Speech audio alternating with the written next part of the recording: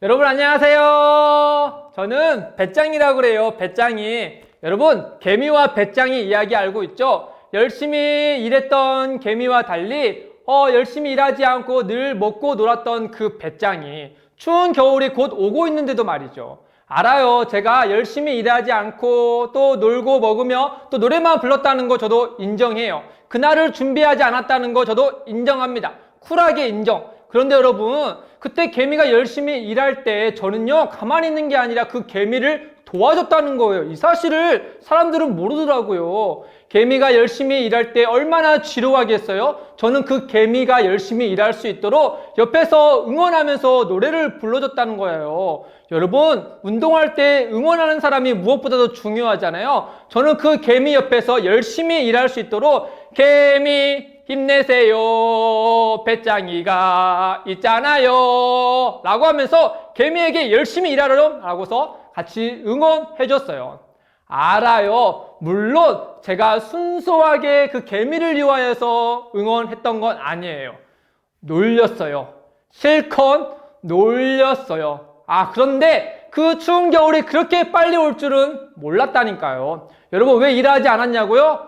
여러분, 봄에는요, 일할 수가 없어요. 왜냐하면 미세먼지가 너무 많잖아요. 여름에는요, 여름에도 일할 수가 없어요. 여름에는 너무 덥잖아요. 땀이 너무 많이 흘려요. 저 땀 냄새 맡아볼래요? 너무 싫어요. 그러면 가을에는요, 선선하니까 일할 수 있지 않냐고요?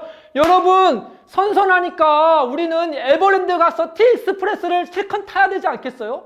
그렇게 놀다 보니까 추운 겨울이 그렇게 와버렸어요.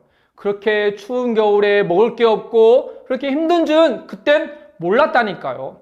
여러분 제가요 얼마 전에요 성경을 보니까요 저랑 똑같은 사람들이 있더라고요. 여러분 저 이래봬도 크리스천 배짱이에요. 크리스천 배짱이.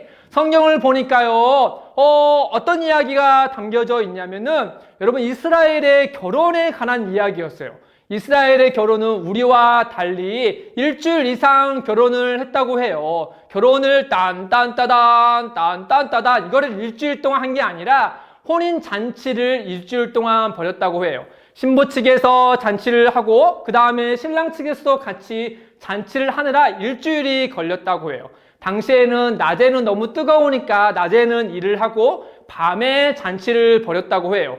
근데요, 그 이스라엘의 잔치 중에요, 정말 중요한 절차가 하나 있었어요. 그게 바로 무엇이냐면, 신랑이 신부의 집에 올 때, 신랑이 신부를 데리러 올 때, 신랑 신부 측에서 그 신랑을 맞이하는 그 들러리들이 정말 중요한 역할을 했다고 해요. 이스라엘 사회에서는 손님이 자기 집에 오는 거를 정말 중요하게 생각했거든요. 정말 정성스럽게 대접해야 하는 그들의 문화가 있었어요. 그런데 신부 측에서 신랑과 같은 정말 중요한 사람이 오는 순간이니까 그만큼 그 신랑을 대접하고 맞이하는 걸 정말 중요하게 생각했겠죠. 그래서 그 신부 측에서 10명의 들러리들이 밤에 신랑님 이곳이 당신이 찾는 신부의 집입니다 라고 하면서 횃불을 들어서 그날을 밝혔다고 해요.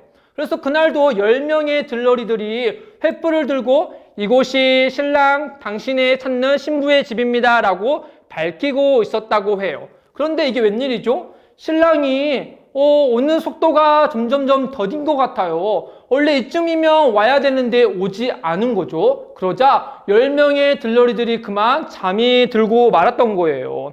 그런데 마침 저 멀리서 신랑이 옵니다 라는 소식이 들려지자 10명이 화들짝 놀라고 침을 닦은 다음에 다시 횃불을 들어서 이곳이 당신이 찾는 집입니다 라고 알려줬던 거예요. 근데 이게 무슨 일이죠? 원래는 10명이 나와서 횃불을 들고 있으니까 10개의 불이 밝혀져야 되는데 이상하게 5개만 불이 밝혀져 있는 거예요. 알고 봤더니 기름이 다 떨어진 거예요. 근데 5명은 여분의 기름을 준비해서 그걸 발라서 불을 밝혔지만은 기름을 준비하지 못한 사람들은 불을 밝힐 수가 없는 거예요. 지금 이 순간에 신랑이 오면은 너무나 민망할 거예요. 신랑님 이곳에 왔습니다 하면서 밝혀서 환영해야 되는데 그 밝힐 불이 없으니까요. 그래서 5명이 부랴부랴 기름 있는 사람들에게 우리 기름 좀 빌려주십시오 라고 말했더니 안 됩니다. 신랑이 곧 올 텐데 기름이 조금 모자라요. 그러니 어서 가서 기름을 사오십시오 라고 말했던 거예요. 그래서 그 5명이 기름을 사러 간 순간 하필이면 그때 신랑이 그 신부의 집에 온 거예요. 환하게 불을 밝혀서 그 5명과 신랑은 호린잔치 신부의 집에 들어가서 같이 잔치를 즐겼어요.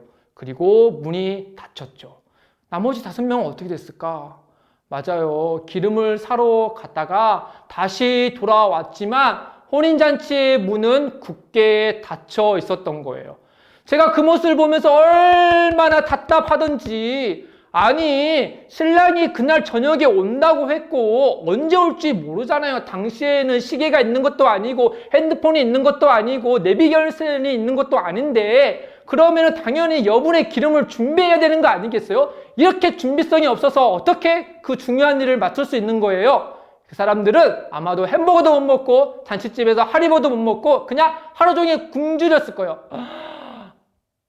여러분, 제가 그 말을 하니까요, 제가 똑같은 사람이었던 거예요. 똑같은 배짱이었던 거예요. 그 추운 겨울을 저는 준비하지 않았거든요. 그날이 분명히 이곳에 내게 온다는 걸 알고 있으면서도요.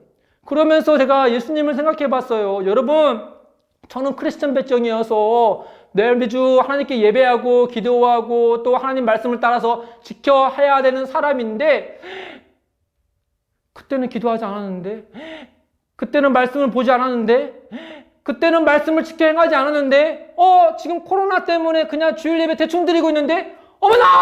지금 예수님이 내게 오시면 어떡해요? 준비되지 않은 내 모습을 보면서 어떡하시겠어요? 얼굴이 너무나 민망해지는 거예요.